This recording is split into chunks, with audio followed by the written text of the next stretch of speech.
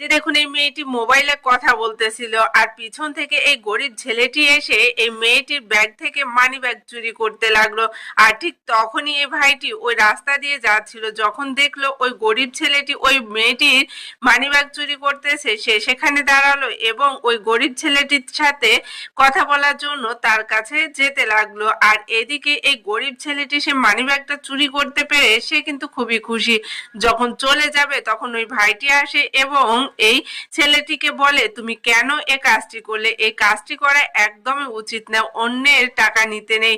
আর দূর থেকে দেখুন এই তিনটা বোন সেটা লক্ষ্য করে।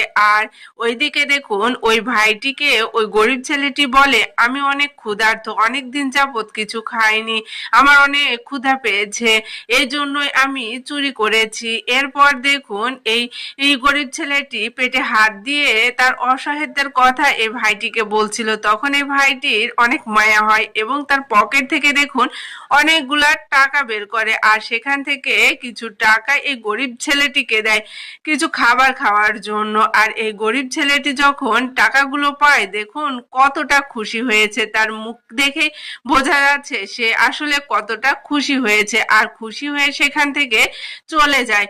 আর এদিকে মোবাইলে কিন্তু এই মেয়েটি কথা বলতেই থাকে, তার যে মানি ব্যাগ চুরি হয়েছে সে কিন্তু খেয়ালও করেনি।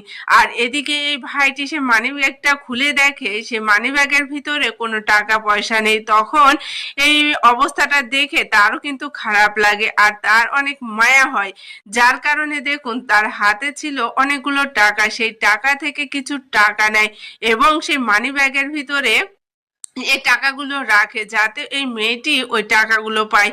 আর দেখুন এই ভাইটি যে কাজটি করলো সত্যি মানবতার কাজ করলো। এই ভাইটি ভালো মানুষ বিধায় দেখুন ওই গরিব ছেলেটিকে সাহায্য করলো, সেই সাথে মেয়েটিকেও।